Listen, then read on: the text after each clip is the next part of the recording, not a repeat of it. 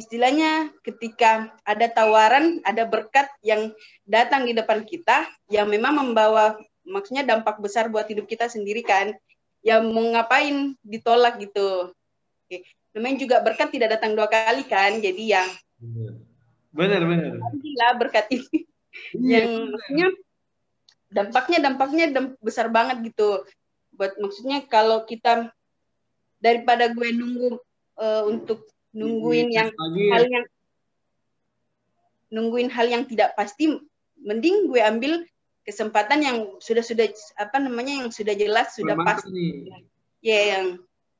Iya, benar. Jadi istilahnya lo nggak menyia-nyiakan peluang yang ada di depan mata nih. Jadi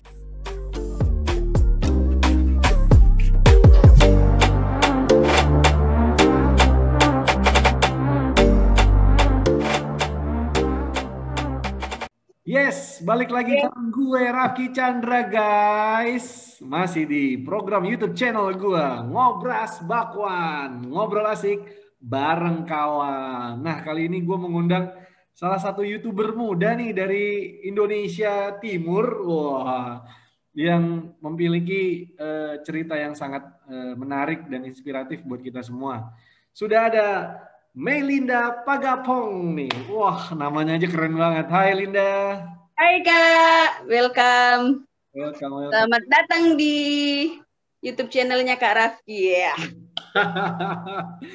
Anyway, nama lo nih ini loh, unik loh. Menurut gue nggak tahu nih ini marga atau memang nama pemberian orang tua aja.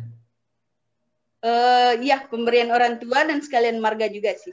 Oh, jadi Pagapong itu marga dari Torajanya ya? Lo orang Toraja ya? Yap, benar sekali Kak. Wah, gokil. Ini orang timur Indonesia nih, banyak karya juga nih. Selain biasanya jadi penyanyi, ya kan? Biasanya jadi seniman. Wah, yang satu ini memiliki pengalaman menarik yang pengen gue angkat nih. Anyway, Linda sehat ya? Alhamdulillah Kak, sehat. Setelah Luar biasa. sampai lagi di Indonesia nih, waduh, seneng ya, happy to hear that loh. Happy sekali Kak, sangat-sangat happy.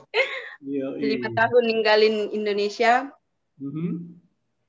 Puji Tuhan sampai Indonesia bisa makan makanan Indonesia, rasain semua apa yang ada di Indonesia yang tidak ada di luar negeri. Bener banget. Jadi gengs, Linda ini tuh merantau ya, berarti merantau sekitar 5 tahun ya Linda ya? Ya, 5 tahun. 5 tahun ke luar Indonesia. Nah, Linda, anyway, lu tuh kan bekerja nih kan sebagai employee di kedutaan besar ya? Yes. Nah, itu ceritanya tuh gimana sih? Memang lu dari awal tuh udah ngambil studi fokus ke diplomat kah atau emang pengen studi ke luar negeri kah sampai akhirnya lu menjalani kondisi seperti sekarang tuh gimana sih cerita awalnya tuh?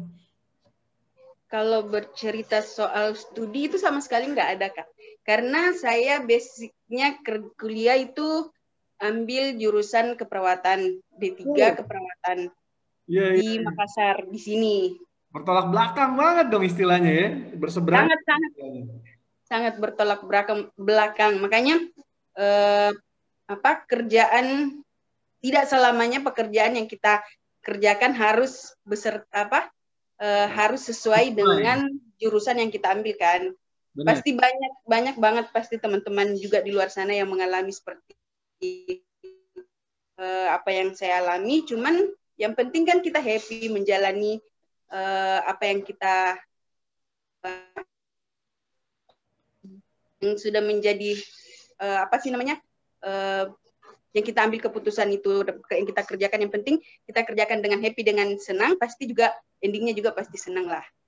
Nah, betul banget. Selama ngerjainnya itu happy, insya Allah kita akan tetap mendapatkan happy itu terus-menerus ya. Tetap semangat jadi ngejalaninnya gitu. Nah, benar. Berarti lu sebagai seorang lulusan keperawatan nih, waktu lulus apakah langsung dapat kerjaan ini atau sebenarnya lu udah sempat mengerjakan pekerjaan sesuai bidang lo nih dulu? Enggak, Kak. Saya lulus 2014. Berangkat ke Kuba itu 2015. Oh, berarti Awal 2015. Oke. Dan saat itu selesai kuliah 2014. Ya.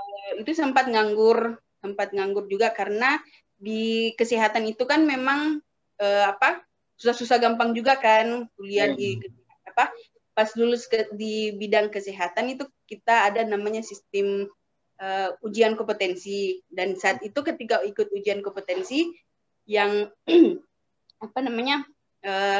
harus ketika ikut ujian kompetensi dan tidak lulus, dan ketika kita tidak lulus, jadi otomatis tidak ketika kita mau melamar pekerjaan di rumah sakit atau di puskesmas yang sesuai dengan jurusan, ketika tidak ada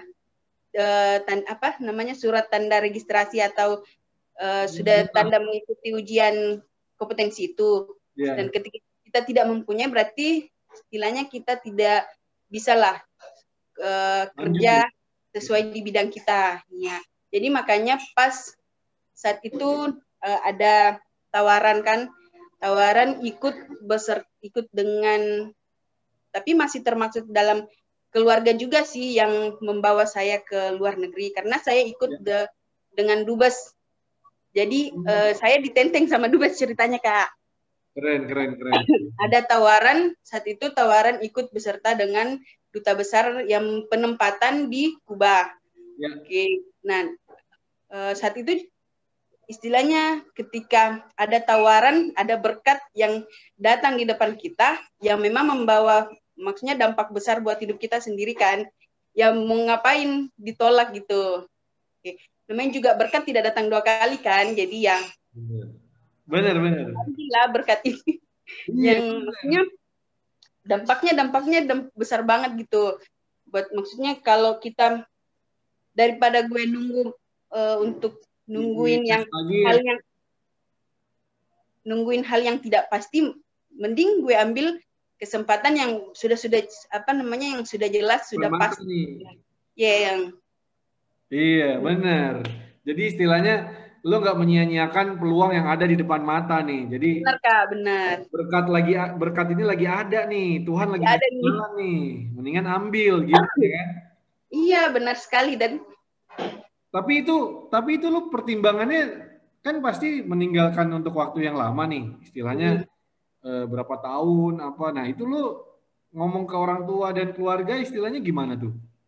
Kalau orang tua pasti support lah ya. Namanya juga maksudnya saya pribadi kan sudah sebagai istilahnya tulang punggung keluarga lah ya. Iya.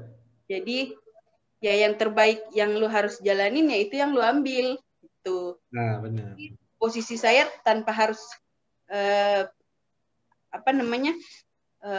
harus tanpa tanya ke orang tua pun, orang tua sudah menyetujui apa yang harus kita ambil sebagai sebagai tulang punggung keluarga lah istilahnya kan. Iya. Karena lo anak pertama ya, anyway ya. Yes, dan anak pertama dari 3 bersaudara. 3 ya? Iya, 3 bersaudara. Iya. Dan akhirnya lo memutuskan untuk berangkat ya, bekerja di kedubes ya istilahnya. Jadi ada keluarga atau dubes itu adalah keluarga lo yang mau berangkat itu, dan dia membawa lo untuk bisa lo kerja di sana gitu. Ya. Dan destinasi pertama lo langsung ke negara Kuba, bener gak? Kuba, ya.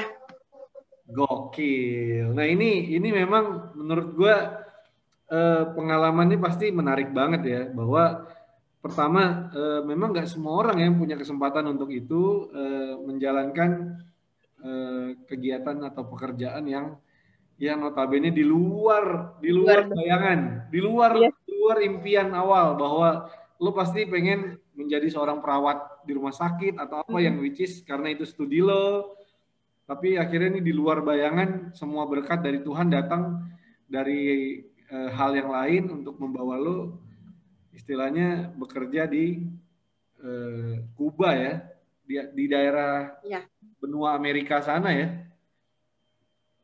benar Kak. Keren. Amerika Latin, jauh. Jauh banget loh itu, jauh banget. Berapa kilometer itu? Ribuan kilometer dari Indonesia. Ujung dunia Kak, ujung dunia. Ujung dunia istilahnya. Nah, dengan kondisi pertama waktu itu tawaran datang ke lo, bayangan lo personal tuh kayak gimana? Gua berangkat, oke ini sebuah berkat gitu. Tapi apa yang menjadi bayangan buat Linda? Gue nanti di sana kerjanya apa ya? Atau gue sendiri merantau gimana ya? Ada nggak sih terbesit pertama kali pikiran-pikiran kayak gitu? Ada Kak, pasti ada lah. Namanya juga, maksudnya banyak banget di pikiran yang mungkin istilahnya pertama sama sekali tidak tahu bahasa gitu kan. Yang pertama itu bahasa Kak. Gue nggak mikirin hal-hal yang terjadi ke depan apa yang kan. Yang pertama datang di negeri orang yang notabene kita sama sekali nggak mengenal apa namanya bahasa ya. Bahasa, budaya, ya di sana orangnya kayak bagaimana dan bagaimana sama sekali nggak tahu kan. Cuman ya pikirannya ya udahlah serahkan sama Tuhan saja. Tuhan yang lebih tahu dan apa yang gue sudah ambil ini yang sudah menjadi keputusan gue dan mau apapun yang terjadi itu sudah menjadi pegangan sudah menjadi keputusan gue ke depan. Jadi mau nggak mau harus gue harus jalanin gitu ya. Udah ke sana itu 2015 bulan 4. Berangkat tuh ya. Berangkat. Dengan mungkin pertama bisa nggak sih gue ke sana dengan bahasa patah-patah juga sama sekali Inggris juga sama sekali nggak terlalu fasih berbahasa Inggris. Dan di sana kan yang bahasa yang dipakai itu adalah bahasa Spanyol. Bahasa Spanyol dan sama sekali bahasa Spanyol juga sama sekali tidak tahu. Dan pokoknya begitulah, tapi ya gue lebih serahkan sama Tuhan. Ini sudah menjadi mungkin jalan Tuhan, ini yang terbaik gitu. Maksudnya dalam artian Tuhan sudah kasih jalan saya seperti ini. Jadi pasti Tuhan juga akan lancarkan ke depannya seperti bagaimana gitu. Jadi pikiran gue positive thinking aja lah Kak. Aja deh pokoknya gitu ya. Terus kalau apa namanya? Perdana lo menginjakan kaki nih di sana. Apa yang lo rasain sebulan pertama gitu? Sebulan pertama. Kan lo harus adjust kondisi lo nih. Lo harus adaptasi ulang lah istilahnya ya kan. Nah, itu lo gimana tuh? Pertama ke sana itu mungkin sedih lah ya. Ninggalin orang tua ya. Istilahnya ninggalin keluarga. Yeah. Dan sama sekali belum bisa beradaptasi di sana juga karena namanya kita kan baru datang gitu, pendatang baru nih namanya. Pendatang baru, belum tahu apa-apa di sana situasi dan kondisinya seperti apa. Dan mulai ya beradaptasi sebulan 2 bulan bisa lah ya. Sebulan itu sama sekali sangat apa ya, down istilahnya lah. Down karena mengingat keadaannya orang tua, kangen orang tua, keluarga gitu, tinggalin mereka juga. Dan di sini gue datang ke Kuba dengan diri gue sendiri nih, gue datang ke Kuba dan harus memberanikan diri dan benar-benar apa ya, seorang diri dan harus beradaptasi lagi, harus gimana cara gue untuk memanage kehidupan gue di sini kayak bagaimana, sendiri seorang diri dan memulai hal baru di sini juga di waktu merantau. Dan pokoknya apa ya istilahnya, hanya kekuatan diri sendiri aja lah. Iya, menguatkan diri. Lo ya, lo kuat karena adanya Tuhan gitu istilahnya ya. Yes. Terus kendala bahasa yang tadi akhirnya lo alami di awal-awal tuh gimana tuh? Lo akhirnya menggunakan apa? Pakai body language kah atau apa kalau interaksi dengan orang di Ya, sana? gaya tangan Kak. Gaya tangannya gitu ya. Gaya tangan, Mau gimana pun pokoknya gaya apa tangan, tangan aja. gaya tangan. Jadi selama sebulan di sana, sebulan 2 bulan itu udah ikut kelas Spanyol Bahasa ya. dan kelas bahasa Spanyol dan bahasa Inggris juga pokoknya dipermantap lah istilahnya. Cuman yang lebih gue permantap itu adalah bahasa Spanyol karena di sana itu mau orang asing yang pendatang sekalipun mereka tidak pernah menggunakan bahasa Inggris. Jadi pure semua bahasa Spanyol. Jadi ya bahasa Spanyol yang lebih dimantapkan lah untuk belajar gitu. Jadi selama 2 bulan sampai di Kuba, bahasa Spanyol yang belajar bahasa Spanyol, gue belajar bahasa Spanyol sampai setahun Kak, baru bisa fasih berbahasa Spanyol dengan baik dan benar. Iya. Jadi itulah yang bener-bener istilahnya setahun itu lu pengorbanan banget belajar bahasa Spanyol itu ya. Bahasa Spanyol. Praktekin pelan-pelan. Yo Ika. Karena kalau mau dibilang berbahasa Spanyol rada-rada gimana ya, susah-susah gampang. Iya karena logatnya logatnya ya. Log gitu kan. Halo, istilahnya Logatnya hola Linda, buenos dias. Woi. Buenos dias. Tapi nggak tahu deh bener nggak? Itu kakak tahu. Pengucapan itu buenos dias. Waduh. Ngomongnya gimana gue juga nggak tahu deh. Tapi istilahnya kayak gitulah ya.